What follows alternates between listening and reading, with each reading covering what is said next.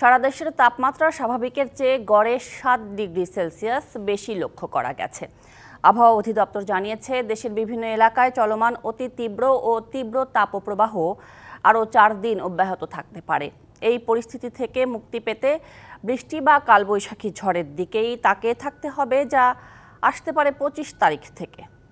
যশোর আর চুয়াডাঙ্গায় তাপমাত্রার পারদ চড়তে চড়তে তৈরি হয়েছে মরুর উষ্ণতা।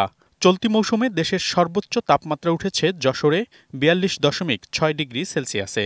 চুয়াডাঙ্গায়ও চরম গরম অব্যাহত, তাপমাত্রা উঠেছে ৪২.৩ ডিগ্রিতে। দুই জেলায় অতি তীব্র তাপপ্রবাহের কবলে।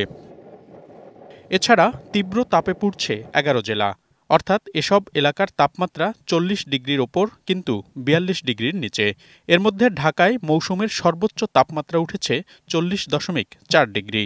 বাতাসে আর্দ্রতার পরিমাণ বেড়ে যাওয়ায় গরম আরও বেশি অনুভূত হচ্ছে, বাড়ছে অস্বস্তিও। পরিমাণে গরম পড়ছে বলার বাইরে। গরমের মধ্যে প্রচণ্ড একটা খারাপ অবস্থা, সবাই সময় পার করতেছে। এত পরিমাণে গরম যা মনে করেন যে টেকা যাচ্ছে না। মানুষের এখন জনজীবন বিপর্যস্ত, খুবই অবস্থা খারাপ। এত রোদে কি দুই একটা ক্যাপ মারলে আর মারা যায় না। তাপমাত্রার তথ্য বিশ্লেষণ করে আবহাওয়া অধিদপ্তর বলছে, শনিবার সারা দেশের তাপমাত্রা স্বাভাবিকের চেয়ে গড়ে ৭ ডিগ্রি বেশি লক্ষ্য করা গেছে। চলমান অতি তীব্র ও তীব্র তাপপ্রবাহ অব্যাহত থাকবে কমপক্ষে আরও ৪ দিন। বিদ্যমান তীব্র থেকে অতি তীব্র তাপপ্রবাহ বিশেষ করে western part of the country এবং north south western part of the country অব্যাহত থাকবে এবং ঢাকা বিভাগে তীব্র তাপপ্রবাহ অব্যাহত রয়েছে।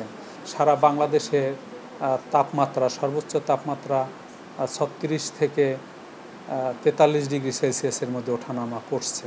তবে এই এপ্রিল মার্চ জুড়েই এই তাপমাত্রার যে ঊর্ধ্বগতি তা অব্যাহত থাকবে। আবহাওয়াবিদরা বলছেন, তীব্র এই গরম থেকে মুক্তি পেতে তাকিয়ে থাকতে হবে বৃষ্টি বা কালবৈশাখী ঝড়ের দিকে, যা আসতে পারে ২৫ তারিখ থেকে। বজ্রঝড় খুবই স্ক্যাটার্ড ওয়েতে হচ্ছে, সুতরাং এই বিদ্যমান তাপপ্রবাহকে অবনমন করে স্বস্তিদায়ক পরিস্থিতি সৃষ্টি করতে পারেনি।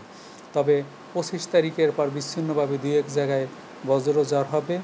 এপ্রিলের শুরু থেকেই দেশের বেশিরভাগ এলাকায় শুরু হয় তাপপ্রবাহ, যা থেমে থেমে মে মাস পর্যন্ত অব্যাহত থাকার পূর্বাভাস রয়েছে। মনিরুল সোহাগ, ডিবিসি নিউজ, ঢাকা।